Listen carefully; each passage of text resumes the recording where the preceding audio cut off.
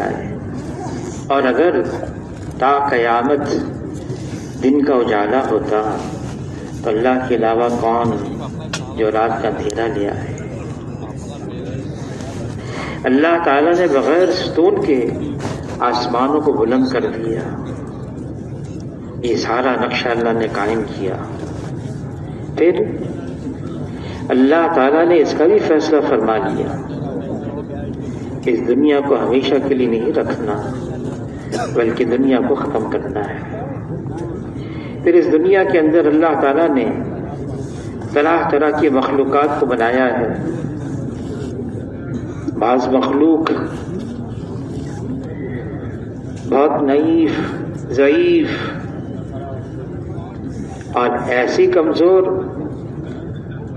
کہ آدمی تصور نہیں کر سکتا، اور بعض مخلوق اس دنیا کے اندر، اس کائنات کے اندر اللہ نے ایسی بنائی ہے، ظاہری شکل بڑی طاقتور، ظاہری شکل بڑی قوت والی، لیکن مخلوق مخلوق ہے۔ جیسے مخلوق وجود میں آنے کے لیے اللہ کی محتاج ہے، ایسے ہی یہ ساری مخلوق استعمال ہونے میں بھی اللہ کی محتاج ہے۔ یہ مخلوق ساری کی ساری بنی ہوئی ہے اور بنانے والے اللہ ہیں، اور ساری مخلوق یہ محتاج ہے اللہ کی، اور اللہ تعالی اپنے کرنے میں اپنی مخلوق میں سے کسی کی بھی کبھی بھی کسی وقت بھی احتیاج نہیں رکھتے ہیں۔ اللہ خالق ہیں اور باقی سب مخلوق ہیں، اور اللہ مالک ہیں اور باقی سب مخلوق ہیں، اور تمام کی تمام مخلوقات پر اللہ کو کلی اختیار اور کامل تصرف حاصل ہے۔ کائنات کا ذرہ ذرہ یہ اللہ کے حکم میں جکڑا ہوا ہے۔ ایک پتا بھی اس دنیا میں اللہ کے حکم کے بغیر ہل نہیں سکتا ہے۔ اللہ کی قوت، اللہ کی طاقت، اللہ کی قدرت اتنی زبردست ہے کہ کوئی اللہ کو عاجز کر نہیں سکتا، نہ زمین پر نہ آسمان پر۔ اللہ تعالیٰ اول ہیں، اللہ سے پہلے کچھ نہیں۔ اللہ تعالیٰ آخر ہیں، اللہ کے بعد کچھ نہیں۔ اللہ تعالیٰ ظاہر ہیں، اللہ کے اوپر کچھ نہیں، اور اللہ تعالیٰ باطن ہیں، اللہ کے علاوہ کچھ نہیں ہے۔ وہ ایک ہے، اکیلا ہے، یکتا ہے، تنہا ہے۔ اللہ کا کوئی ساتھی نہیں، اللہ کا کوئی ثانی نہیں، اللہ کا کوئی سانجھی نہیں، اللہ کا کوئی متوازی نہیں، اللہ جیسا کوئی نہیں، وہ وحدہ لا شریک لہ ہے۔ اس کائنات کے اندر اللہ تعالیٰ نے اپنی مخلوقات کو بنایا ہے۔ تمام مخلوقات، یہ سورج، یہ چاند، یہ ستارے، یہ پہاڑ، یہ پرندے، یہ چرندے، یہ سب اللہ کی تعریف کرتے ہیں اور اللہ کی تعریف بیان کرتے ہیں۔ اور اللہ تعالیٰ نے یہ بھی فرما دیا، وَمَا خَلَقْتُ الْجِنَّ وَالْإِنسَ إِلَّا لِيَعْبُدُونَ۔ اللہ نے جنات کو، انسانوں کو اس لیے بنایا، ان کو بھی اس لیے پیدا کیا، یہ اللہ کی عبادت کریں۔ یہ اللہ تعالیٰ نے ہمیں جو قوت گویائی عطا فرمائی ہے، اللہ تعالیٰ نے جو ہمیں علم دیا ہے، یہ دیا اس لیے ہے اس سے ہم اللہ کی تعریف کریں، ہم اللہ کو پکاریں، ہم اللہ کی طرف بلائیں۔ یہ انسان کو اشرف المخلوقات بنا دیا۔ تمام مخلوقات میں اللہ تعالیٰ نے انسان کو سب سے افضل، سب سے اعلیٰ اور سب سے اشرف بنایا ہے، یہ ہے اسی لیے کہ یہ اپنے رب کی، اپنے خالق کی، اپنے مالک کی، اپنے رازق کی تعریف کرے، اللہ کی طرف لوگوں کو بلائے، اللہ کو بیان کرے، بتائے ہمارا خالق اور مالک کون ہے؟ وہ اللہ ہے جو سب کچھ کر رہا ہے، اور اللہ تعالیٰ اپنے کرنے میں کسی کے پابند نہیں ہے، اللہ تعالیٰ کسی کی محتاج نہیں ہے، اللہ کو کسی کی احتیاج نہیں ہے۔ انسان اشرف المخلوقات ضرور ہے، لیکن اللہ تعالیٰ انسانوں کو بلا کر فرما رہے ہیں، اے انسانوں، یا ایھا الناس انتم الفقراء الی اللہ، اے انسانوں تم سارے کے سارے اللہ کے یہاں فقیر ہو، محتاج ہو، ضرورت مند ہو۔ غنی تو اللہ کی ذات ہے جو سب کو دے رہا ہے۔ اس دنیا میں آنے کا یہی عنوان ہے، جس نے اپنے اللہ کو پہچان لیا، اپنے خالق اور مالک سے تعلق جوڑ لیا، گویا کہ اس نے زندگی کا مقصد حاصل کر لیا، اس کو زندگی کا مزہ آنے لگا، اس کو اللہ کی معرفت مل گئی، وہ اللہ کو پہچاننے لگا۔ اور جس انسان کے دل میں اللہ سے امید بندھ جاتی ہے، اور جس انسان کے دل میں اللہ کا خوف بیٹھ جاتا ہے، پھر یہ دل مطمئن ہو جاتا ہے، یہ دل منور ہو جاتا ہے، اس کو شرح صدر ہو جاتا ہے، پھر اللہ تعالیٰ سے مناجات کی سعادت مندی اس کو حاصل ہو جاتی ہے۔ حدیث پاک کا مفہوم ہے، جس نے اللہ کو پا لیا اس نے سب کچھ پا لیا، اور جس نے اللہ کو کھو دیا اس نے سب کچھ کھو دیا۔ مقصد دنیا میں آنے کا ہمارا یہی ہے، اور اللہ کو پانا کوئی مشکل کام نہیں ہے۔ وہ اللہ جو بڑے قدردان ہیں، محبت کو اللہ نے بنایا ہے، اس کے 100 حصے کیے، ایک حصہ دنیا میں بھیجا ہے، اور 99 حصے اللہ نے اپنے پاس رکھے ہیں۔ جب ساری کائنات کو بنایا اللہ نے، پھر اپنی کتاب مبین میں اللہ نے لکھا، میری رحمت میرے غضب پر غالب ہے، پھر کتاب بند کر کے اللہ نے اپنے پاس رکھ دی۔ ایک بدو آیا دیہاتی حضور صلی اللہ علیہ وسلم کی خدمت میں، اور پوچھنے لگا، اے اللہ کے رسول، کل کو حشر کے میدان میں حساب کون لے گا؟ حضور صلی اللہ علیہ وسلم نے فرمایا، جس کا مفہوم ہے اللہ حساب لیں گے۔ یہ بدو جھوم گیا، خوشی کے مارے کہنے لگا، پھر تو ہم سب نجات پا گئے، اور جانے لگا۔ حضور نے اس کو روکا اور پوچھا، کیسے؟ کہ اللہ تو کریم ہے، اور جب کریم قابو پا لیتا ہے پھر معاف بھی کر دیتا ہے۔ یہ کہہ کر جانے لگا۔ حضور صلی اللہ علیہ وسلم اس کی طرف دیکھنے لگے اور اس کا جملہ دہرانے لگے اور فرمانے لگے، یہ وہ ہے جس نے اپنے رب کو پہچان لیا۔ اللہ تعالیٰ ایسے قدردان ہیں جو صرف اللہ کا نام لیتا ہے، کبھی محروم نہیں رہتا، چپ کے اللہ کا نام لیتا ہے، پھر اللہ بھی چپ کے اس کا نام لیتے ہیں۔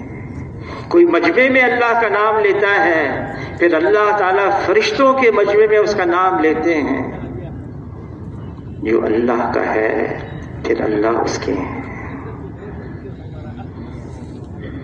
جو صرف اللہ کی طرف ایک بالشت بڑھتا ہے، اللہ ایک ہاتھ اس کی طرف بڑھتے ہیں، کوئی ایک ہاتھ اللہ کی طرف بڑھتا ہے، اللہ دو ہاتھ اس کی طرف بڑھتے ہیں، کوئی چل کر آتا ہے، اللہ کی رحمت دوڑ کر اس کو تھام لیتی ہے۔ یہ انسان اشرف المخلوقات ہے، اس کو اللہ نے اپنے لیے بنایا ہے۔ یہ انسان، اس کو اللہ نے اپنے لیے بنایا ہے۔ پھر انسان کے اندر اللہ نے دل رکھا ہے۔ جناب رسول اللہ صلی اللہ علیہ وسلم فرماتے ہیں انسان کے جسم کے اندر ایک گوشت کا لوتھڑا ہے، یہ صحیح ہو گیا سارا بدن صحیح ہے، یہ بگڑ گیا سارا بدن بگڑا ہوا ہے، اور یہ گوشت کا لوتھڑا انسان کا دل ہے۔ دل کا بننا کیا ہے؟ یہ دل، یہ اللہ کی تجلی گاہ ہے۔ اس دل کو پاک اور صاف رکھنا ہے۔ اللہ تعالیٰ میں کوئی کمی نہیں، کوئی کجی نہیں، کوئی خامی نہیں، یکسر اللہ تعالیٰ ہر عیب سے پاک اور صاف ہیں۔ اگر یہ دل جو اللہ کی تجلی گاہ ہے اس کو ناپاک کر دیا، مال، نقشے، چیزیں، دنیا، دل ناپاک ہو گیا، ناپاک دل میں اللہ نہیں آئیں گے۔ دل کو پاک کرنا ہوگا، اور پاک ہو گیا۔ یہ زمین اللہ کو نہیں سما سکتی، یہ آسمان اللہ کو نہیں سما سکتا، ایمان والے کا دل ہے یہ اللہ کو سما سکتا ہے۔ لیکن کب؟ ہر گندگی سے یہ دل پاک ہو۔ یہی وجہ ہے جتنے بھی انبیاء علیہ السلام تشریف لائے، آدم علیہ السلام سے لے کر جناب رسول اللہ صلی اللہ علیہ وسلم تک، ہر نبی نے آ کر انسانوں کے دلوں پر محنت کی ہے۔ یہ دل اللہ کے نور سے منور ہو جائے، یہ دل پاک اور صاف ہو جائے، اور ہر نبی نے آ کر انسانوں کو پکارا، آواز دی، یا ایھا الناس قولوا لا الہ الا اللہ تفلحوا، اے انسانوں لا الہ الا اللہ کا اقرار کر لو، کامیاب ہو جاؤ گے۔ یہ لا الہ الا اللہ یہ کلمہ معرفت ہے، یہ وہ کلمہ ہے جس کے ذریعے سے یہ انسان اللہ کو پہچان سکتا ہے۔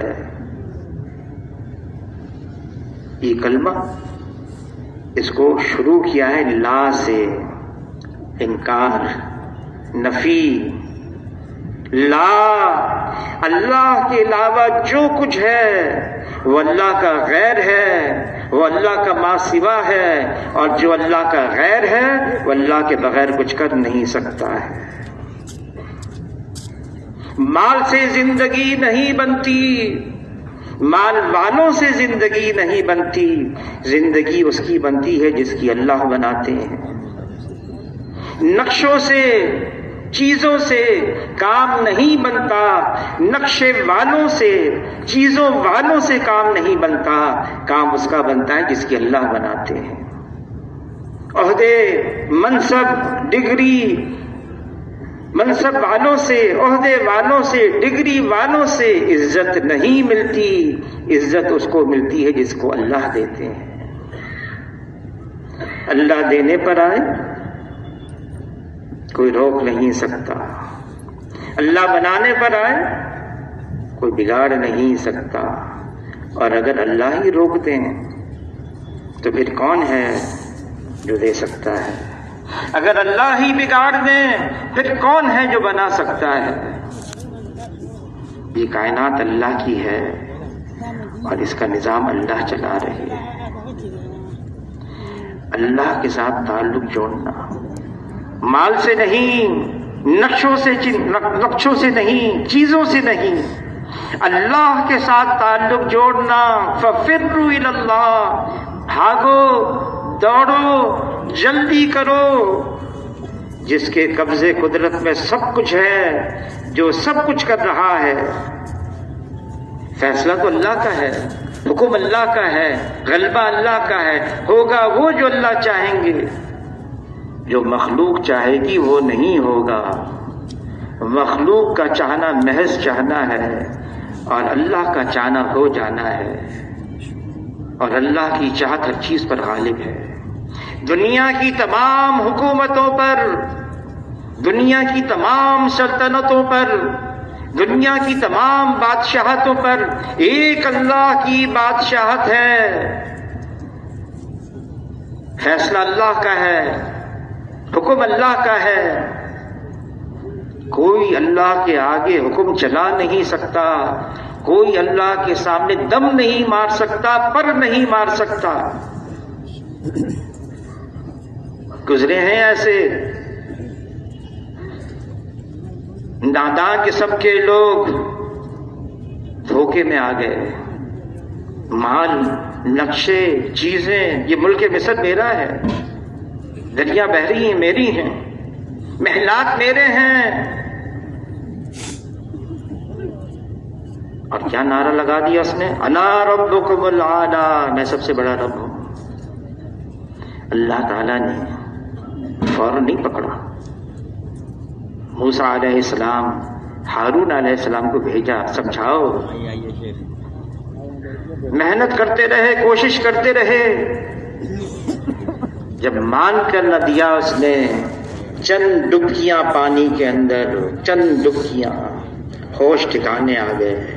اب کہنے لگا ہاں میں ایمان لے آیا موسیٰ اور ہارون کے رب پر، میں ایمان لے آیا رب العالمین پر۔ کوئی فائدہ نہیں، پانی سر کے اوپر سے گزر چکا۔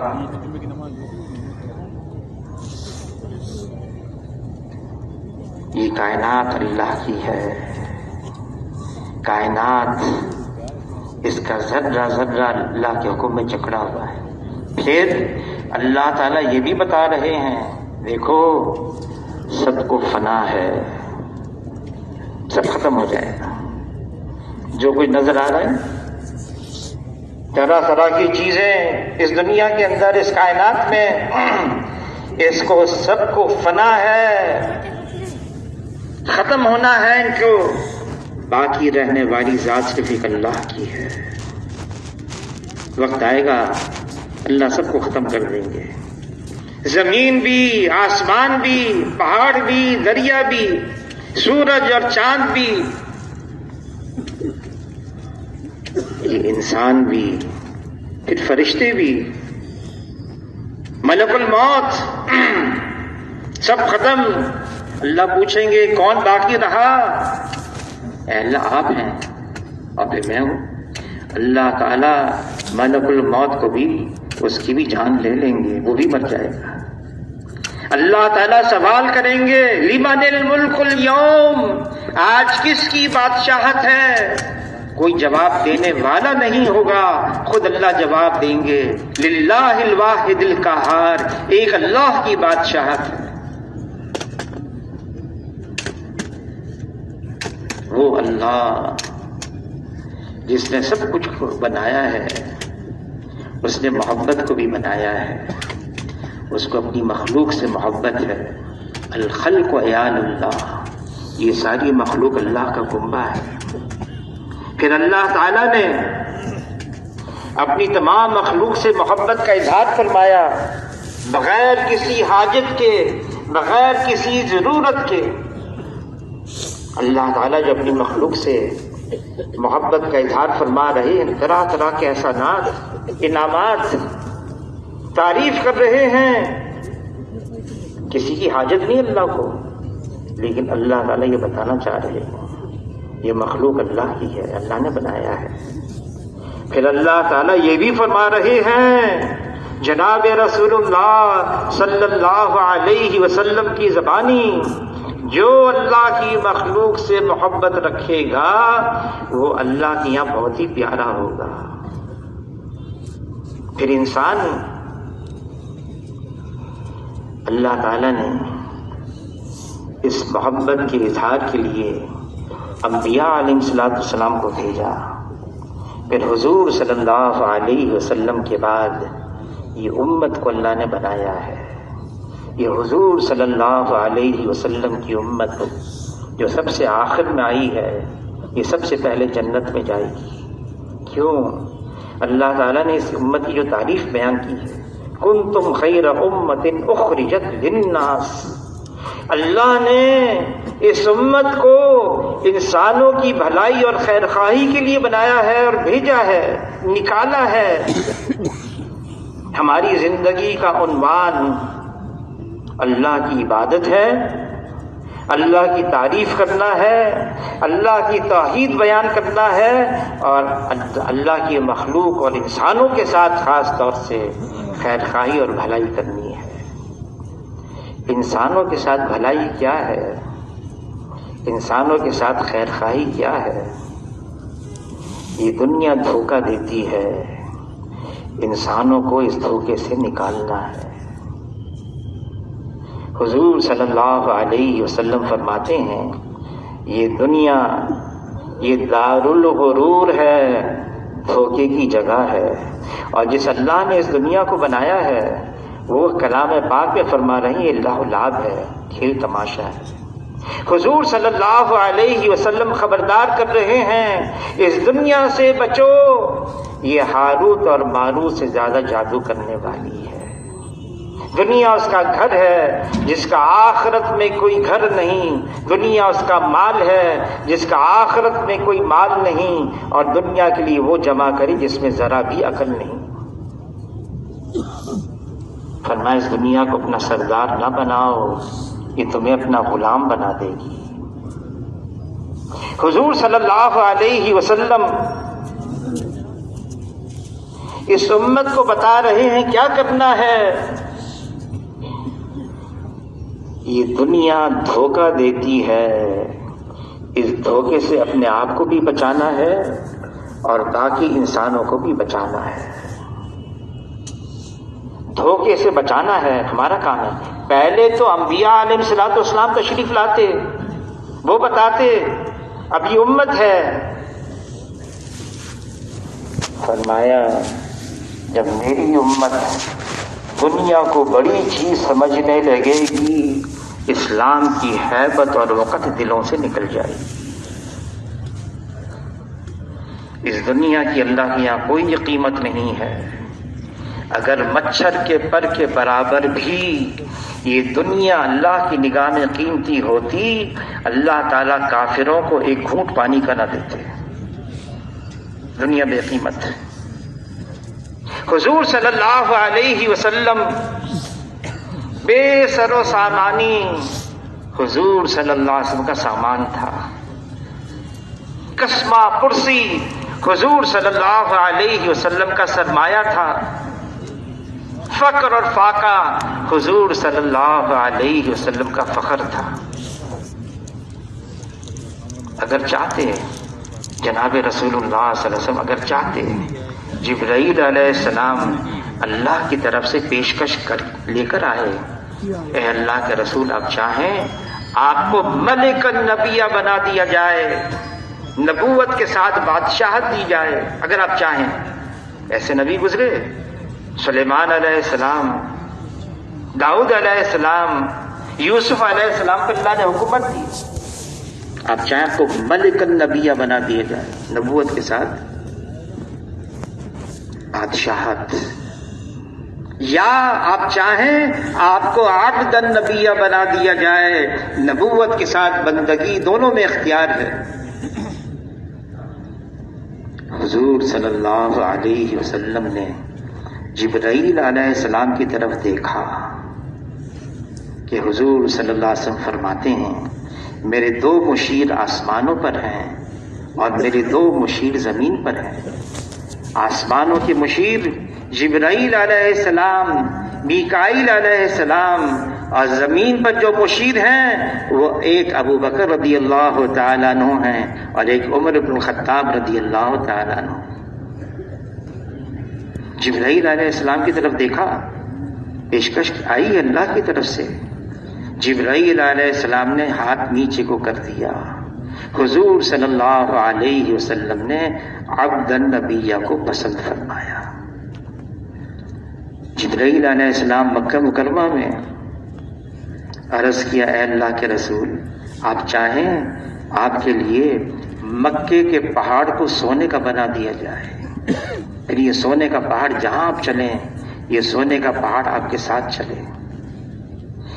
یہ سن کر حضور صلی اللہ علیہ وسلم نے دعا فرمائی اے اللہ میں تو یہ مانگتا ہوں ایک دن کھانے کو مل جائے, اتنا مل جائے کمر سیدھی ہو جائے, اس پر میں شکر ادا کروں, اور ایک دن میرا فاقے سے گزرے اس پر میں صبر کروں. زمین آسمان کے خزانوں کی چابیاں قدموں میں رکھ دی گئیں, جناب رسول اللہ صلی اللہ علیہ وسلم کے قبول نہیں فرمایا. حضور صلی اللہ علیہ وسلم کسی نے کہا لا یمکن الثنا کما کان حقہ بعد از خدا بزرگ, تو یہ قصہ مختصر اللہ کے بعد رتبہ ہے جناب رسول اللہ صلی اللہ علیہ وسلم کا ہے. اگر چاہتے دنیا کی زندگی لیکن کیسے اختیار کی. عائشہ رضی اللہ تعالیٰ عنہا فرماتی ہیں جس مبارک حجرے میں حضور صلی اللہ علیہ وسلم کے ساتھ 8 سال میں نے گزارے ہیں, وہ مبارک حجرہ جنت کا باغ, جنت کا ٹکڑا. عائشہ رضی اللہ تعالیٰ فرماتی اتنا چھوٹا اتنا مختصر, ہم کھڑے ہو جاتے قریب تھا چھت ہمارے سروں کو لگ جاتی. اور عائشہ رضی اللہ تعالیٰ عنہ فرماتی ہیں اگر رات کو حضور صلی اللہ علیہ وسلم نماز کی نیت میں سجدے کا وقت آتا, اپنا ہاتھ مبارک میرے پاؤں کو رکھتے, میں سمجھ جاتی سجدے کا وقت آیا ہے, میں پاؤں کو سکیڑتی, حضور صلی اللہ علیہ وسلم کے لیے اس مبارک حجرے جنت کے باغ میں سجدہ کرنے کے لیے جگہ بناتی. کھانا کیا تھا؟ عائشہ رضی اللہ تعالیٰ عنہ فرماتی ہم ایک چاند دیکھتے, پھر ایک چاند دیکھتے, پھر ایک چاند دیکھتے, 2 مہینے لگاتار, اور گھر کے اندر کھانا پکانے کے لیے آگ جلانے کی نوبت نہیں آتی کیونکہ کچھ ہوتا نہیں تھا پکانے کے لیے. پھر کیسے گزر اوقات تھی؟ عائشہ رضی اللہ تعالیٰ عنہ فرماتی ہیں اسودان, 2 کالی چیزیں, کھجور اور پانی.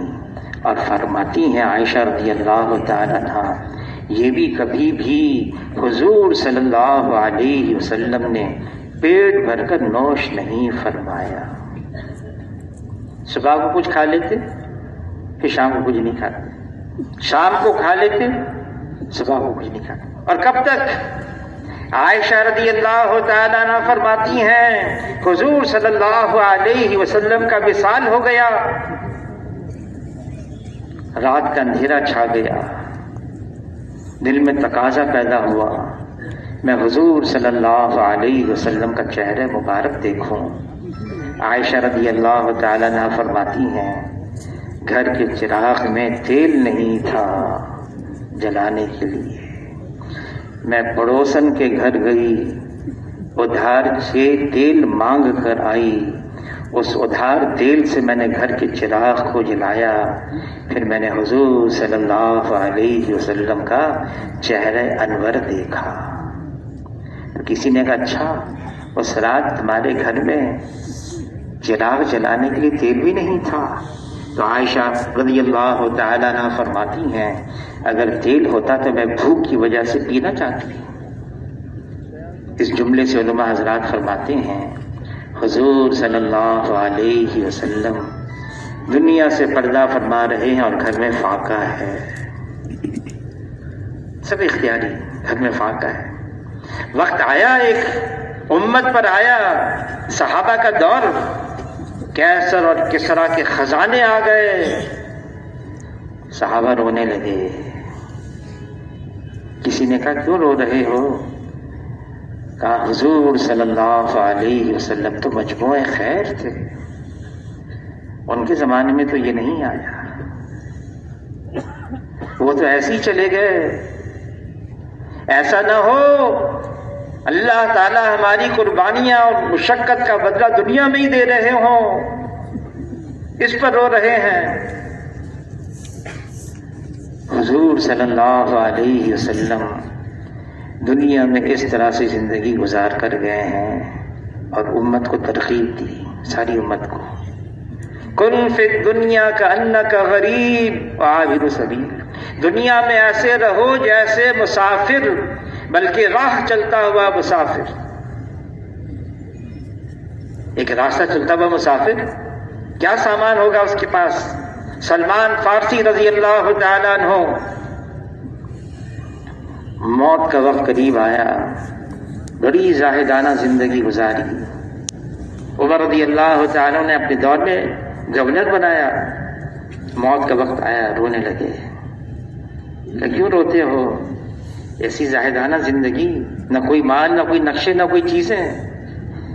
حضور کا ایک جملہ یاد آ رہا ہے، حضور نے فرمایا ہم سے، صحابہ سے، تم میں سے کوئی حشر کے میدان میں مجھ سے آ کر نہ ملے کہ اتنا مال چھوڑ کر آیا ہو دنیا میں، ایک اونٹ پر لاد دیا جائے اور اس سے زیادہ۔ سالم عبداللہ ابن عمر کے صاحبزادے، حرم کے اندر جو وقت کا خلیفہ تھا، اس نے دیکھ لیا، ان کے پاس آئے کہ میں آپ کی اعانت مدد کرنا چاہتا ہوں۔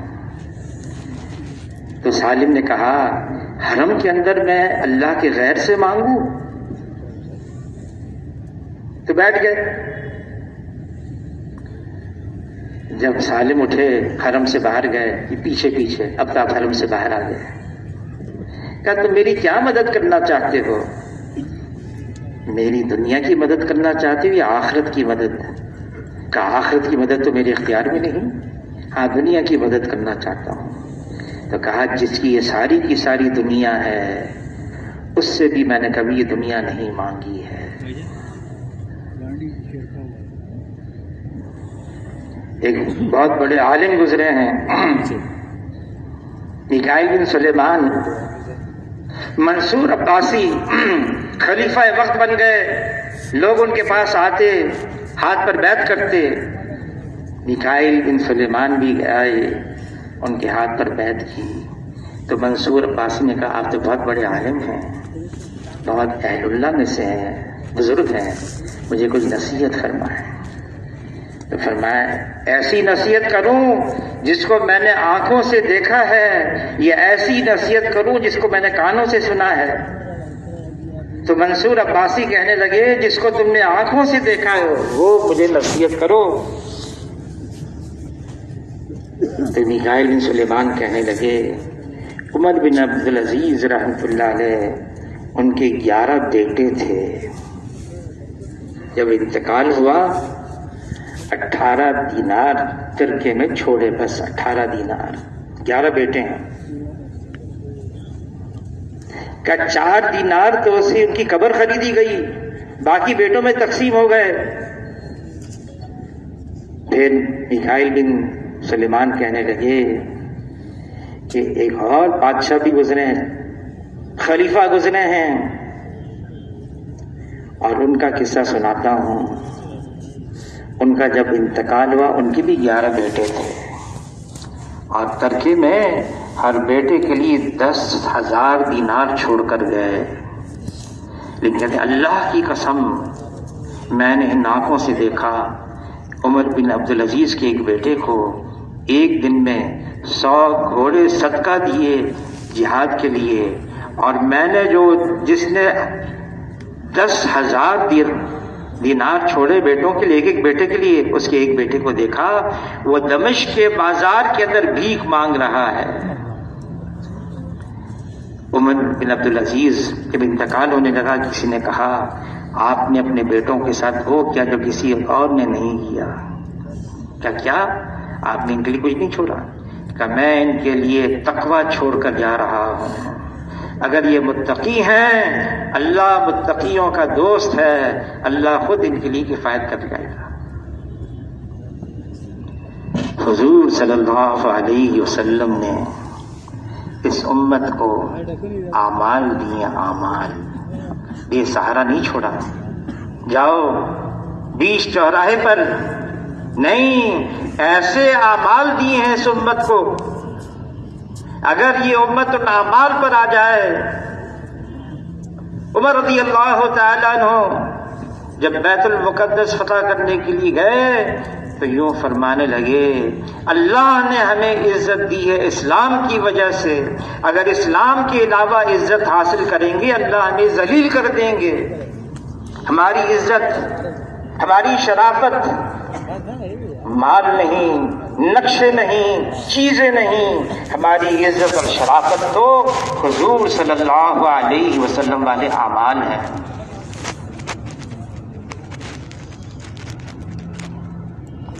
ایک بہت بڑے بزرگ گزرے ہیں، جب ان کا انتقال ہو گیا تو جنازہ کون پڑھائے؟ خواجہ مختار الدین کاکی رحمۃ اللہ علیہ۔ جنازہ تیار ہے، ان کا ایک وکیل آیا، اعلان کیا، ان کی ایک وصیت میرے پاس ہے، میرا جنازہ وہ پڑھائے گا جس کی کبھی تہجد کی نماز نہیں فوت ہوئی ہو، جس کی کبھی تکبیر اولیٰ فوت نہیں ہو، کبھی اس نے نامحرم پر غلط نگاہ نہ ڈالی ہو، اور کبھی بھی عصر کے فرض سے پہلے اس کی 4 سنت غیر موقتہ کبھی فوت نہیں ہو۔ 4 چیزیں بتائی، اعمال۔ انتظار میں کون آئے گا؟ ایک صاحب آگے بڑھے اور آگے بڑھ کر جنازے کے چہرے سے کپڑا ہٹا کر کہنے لگے، کیا ملا میرا راز فاش کرنے کے لیے، کیا ملا؟ اور نماز جنازہ پڑھا دی۔ اور وہ کون تھے؟ وہ التمش وقت کا بادشاہ تھا، اس زمانے کے بادشاہ بھی۔ ہارون رشید وقت کا خلیفہ ہے، روز رات کو 100 رکعتیں پڑھا کرتے تھے، روز رات کو۔ اعمال یہ امت کو دیے گئے ہیں، حضور صلی اللہ علیہ وسلم کی سنت۔ صحابہ کرام جانتے تھے حضور کی ایک ایک سنت کی قیمت کو، ایک ایک سنت کی قیمت زمین اور آسمان کے خزانوں سے زیادہ قیمتی، کہ زمین اور آسمان کے خزانے ایک نہ ایک دن ختم ہو جائیں گے، لیکن حضور صلی اللہ علیہ وسلم کی ایک ایک سنت یہ اللہ کے خزانوں سے ہمیشہ دلائے گی، ہمیشہ دلائے گی اور دلاتی رہے گی۔ اتباع سنت یہ ہماری پہچان ہے، یہ ہماری شناخت ہے، اس کے ذریعے سے ہم جانے جاتے ہیں ہاں یہ حضور صلی اللہ علیہ وسلم کی امت ہے، یہ حضور کی اتباع کرنے والی ہے۔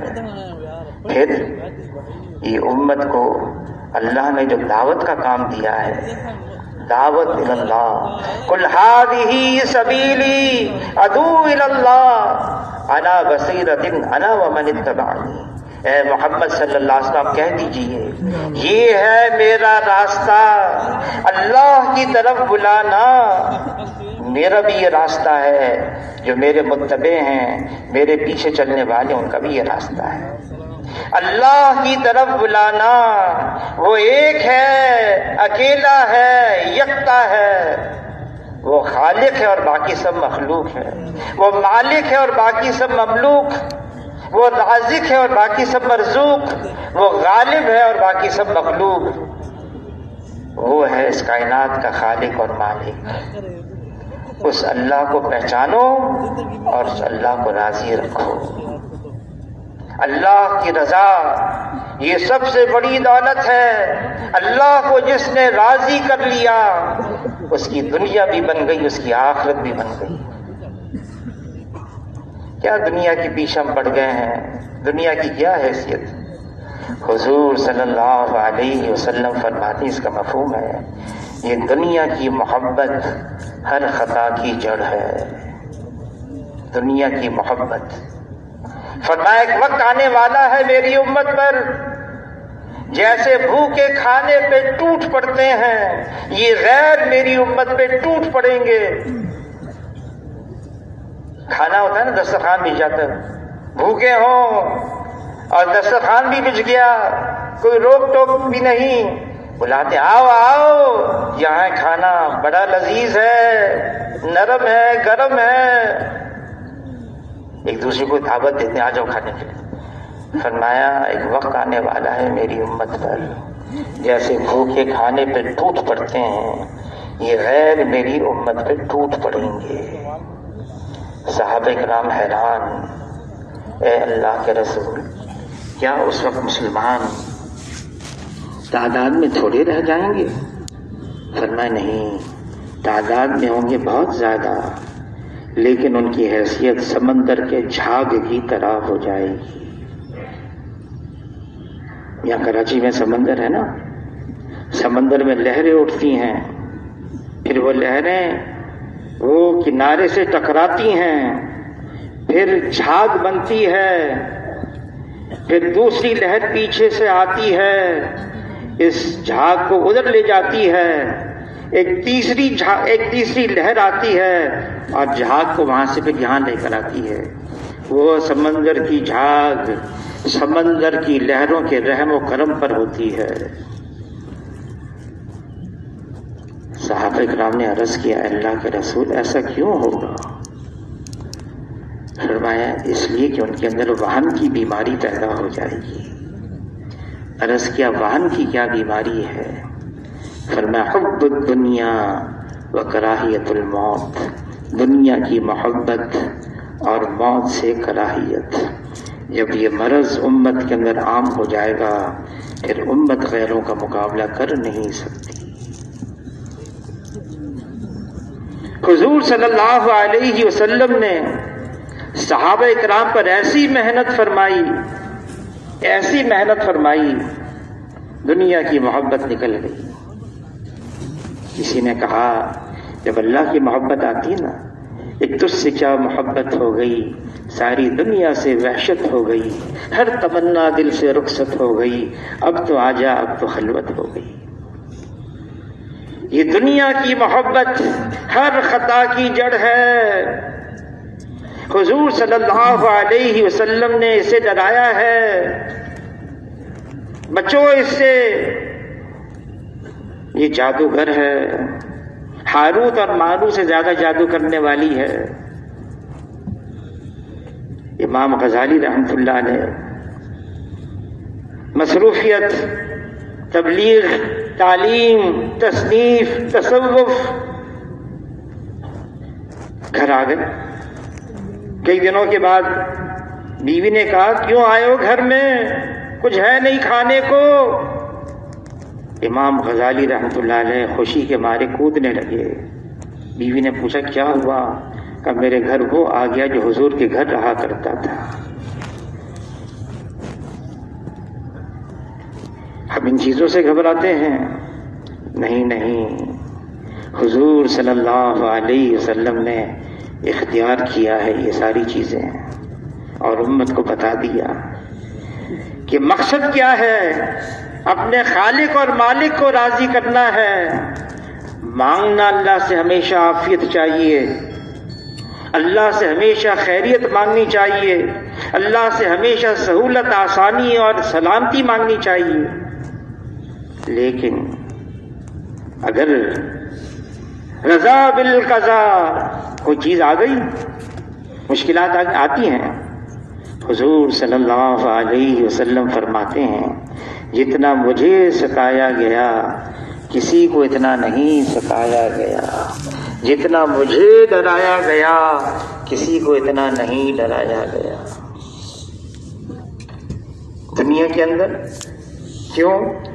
الدنیا خلقت لکم، لیکن آگے فرمایا وَإِنَّكُمْ خُلِقْتُمْ لِلْآخِرَةِ، دنیا تو تمہارے لیے ہے لیکن تمہیں اللہ نے تو آخرت کے لیے بنایا. حضور صلی اللہ علیہ وسلم فرماتے ہیں عقل مند ہے وہ انسان موت کو کثرت سے یاد رکھے اور موت سے پہلے موت کی تیاری کر لے. فرمایا یہی وہ لوگ ہیں جو دنیا کی عزت اور آخرت کی شرافت کو لے اڑے، یہی وہ لوگ ہیں جو پورے کامیاب ہیں. یہ تبلیغ کا کام ہے، اسی لیے ساری انسانیت کو بتانا ہے اصل تو آخرت ہے، مرنے کے بعد ایک زندگی آ رہی ہے، ہمیشہ کی زندگی ہے، کبھی بھی ختم ہونے والی زندگی نہیں ہے. اس زندگی کی تیاری کے لیے اللہ نے دنیا میں بھیجا ہے، اور وقت میں ٹھہراؤ نہیں ہے. یہ وقت تیزی سے گزر رہا ہے اور گزر جائے گا تیزی سے. ہم اس زمانے پہ پہنچ چکے ہیں، سال مہینوں جیسے، مہینے ہفتوں جیسے، ہفتے دنوں جیسے اس زمانے میں ہم پہنچ چکے ہیں. کتنا تیزی سے وقت گزر رہا ہے، اور پھر موت بھی آ جائے گی. اس لیے فرمایا عقل مندی کی بات یہ ہے ہم اس کی تیاری کریں. یہ بات بتانی ہے، سمجھانی اپنے آپ کو بھی اور ساری انسانیت کو. اس کے لیے تبلیغ کا کام ہے. یہ جو اجتماعات ہیں، اجتماع ہمارا کراچی کا، اب اجتماع 25 کی شام سے 26، 27، 28 کو دعا ہے اسی مہینے کے آخر میں. اور اجتماع ہے کیوں؟ یہ ہے اس لیے فرمایا اس کے ذریعے سے حق کے قبولیت کی استعداد پیدا ہوتی ہے. حق کے قبولیت کی استعداد، یہ سمجھنے کی بات ہے. حق کے قبولیت کی استعداد کیا ہے؟ جب حضور صلی اللہ علیہ وسلم معراج پر تشریف لے گئے، واپس آئے، ہانی کو ساری بات سمجھا دی. ان کے گھر میں ٹھہرے ہوئے تھے، فجر کی نماز کے لیے جا رہے ہیں، تو ہانی رضی اللہ تعالیٰ عنہ نے عرض کیا اللہ کے رسول، آپ نے جتنی باتیں مجھے بتائی ہیں لوگوں کو نہ بتائیے گا، آپ کو کوئی تکلیف نہ پہنچا دے، آپ کو کوئی مشکل میں نہ ڈال دے، مذاق نہ اڑائے کہ حق کے قبول ہونے کی استعداد بھی آئی نہیں ہے. الحمدللہ اللہ نے ہمیں ایمان کی دولت سے نواز دی. الحمدللہ ایمان بہت بڑی دولت ہے، لیکن ایمان کی سطحیں ہوتی ہیں. حضور صلی اللہ علیہ وسلم نے فرمایا یہ ایمان بھی پرانا ہو جاتا ہے جیسے کپڑا پرانا ہو جائے، اس کے نقش و نگار دھندلے ہو جاتے ہیں، ایسے ایمان کا بھی حال ہے. تو صحابہ اکرام نے عرض کیا اللہ کے رسول اگر ایمان پرانا ہو جائے تو پھر کیا کریں؟ فرمایا اس کو تازہ کرو. کیسے تازہ کریں؟ فرمایا اکثر من قول لا الہ الا اللہ، اس کا تکرار کرنا، اس کے ماحول میں رہنا، اس کی باتیں سننا، باتیں کہنا ایمان کو تازہ کرتا ہے. یہ ایمان یہ تازہ ہو جائے، ورنہ حضور صلی اللہ علیہ وسلم نے خبر دی ایک ایسا وقت آنے والا ہے، صبح کو وہ ایمان والا ہوگا، شام ہوگی تو وہ کہے گا میں بغیر ایمان کے ہوں. اللہ ہم سب کی حفاظت فرمائے. اس لیے یہ اجتماعات، اس میں جانا، اور یہ اجتماع صرف بات سننے کے لیے نہیں ہے. امت اپنے کام پر آ جائے، امت اپنے مقصد پر آ جائے. جو کام اللہ نے ہمارے ذمہ لگایا ہے، دعوت اللہ کا کام، امت کا ایک ایک فرد یہ احساس پیدا کر لے میں حضور صلی اللہ علیہ وسلم کا امتی ہوں، اور امتی ہونے کی حیثیت سے جو کام میرے ذمہ اللہ نے لگایا ہے کہ اللہ کے راستے میں نکل کر دین کے لیے محنت کوشش کرنا. ہاں ہمارے ذمہ کوشش کرنا ہے، ہدایت تو اللہ ہی کے ہاتھ میں ہے. انک لا تہدی من احببت، لیکن ہدایت کا جو بہت بڑا سبب ہے وہ نبی کی محنت ہے، اللہ کے راستے میں نکلنا ہے، خروج. مولانا الیاس صاحب رحمۃ اللہ علیہ، ان کی خدمت میں اس زمانے کے بہت بڑے عالم آئے اور کہنے لگے آپ نے تبلیغ کا کام جو شروع کیا ہے مجھے یہ کام سیکھنا ہے. مولانا الیاس صاحب رحمۃ اللہ علیہ فرمانے لگے کام بہت آسان ہے، لوگوں کو اللہ کے راستے میں نکلنے کے لیے تیار کرنا ہے۔ دیکھو وہ سامنے وہ نابینا بیٹھے ہوئے نا، نابینا قاری جی بیٹھے ہیں، حافظ جی بیٹھے ہوئے ہیں،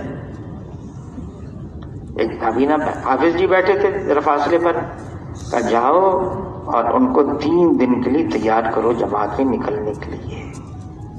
اور یہ بہت بڑے عالم گئے ان کے پاس، اور ان کے پاس بیٹھ کر کہنے گے حضرت جی نے بھیجا ہے، فرمائیے، اور اس لیے بھیجا میں تم کو 3 دن کے لیے تیار کروں جماعت میں نکلنے کے لیے۔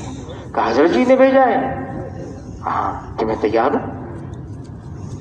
تیار ہو گئے، واپس آئے حضرت، وہ تو تیار ہو گئے 3 دن کے لیے تیار، لیکن بات سمجھ میں نہیں آئی، وہ تو نابینا ہے، اس کو نظر کچھ نہیں آتا، اگر وہ نکل گیا جماعت میں وہ تو ٹھوکریں کھائے گا، انسان ہے، ضروریات ہیں، مسجد ہے، مسجد سے باہر جانا ہے، وہ تو بیچارہ ٹھوکریں کھائے گا۔ یہ بات سمجھ میں نہیں آئی۔ مولانا الیاس صاحب رحمۃ اللہ نے فرمایا میں یہی چاہتا ہوں وہ اللہ کے راستے میں نکلے، ٹھوکریں کھائے، پھر اللہ کو پیار آئے، اللہ کو رحم آئے، پھر اللہ ہدایت کے فیصلے فرمائے۔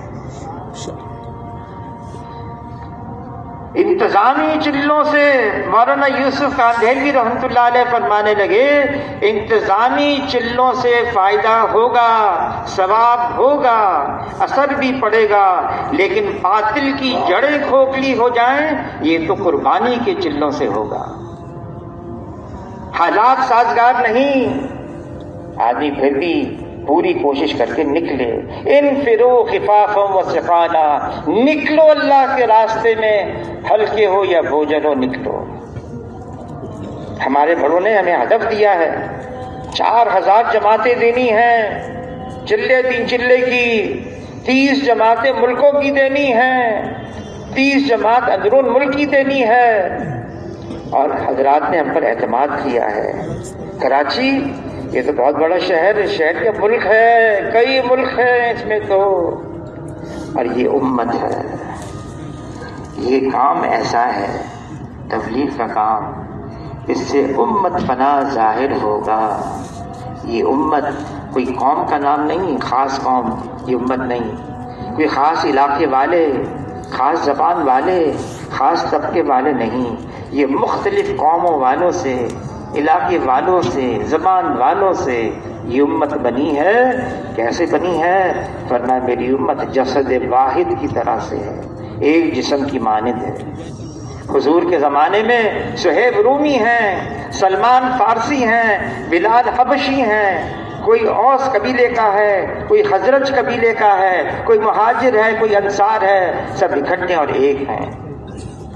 اجتماعیت دی گئی اس امت کو، اکٹھا رہنا دیا گیا، اور اللہ نے خبردار کر دیا دیکھو لڑنا نہیں، جھگڑنا نہیں، ورنہ کم ہمت ہو جاؤ گے تمہاری ہوا اکھڑ جائے گی۔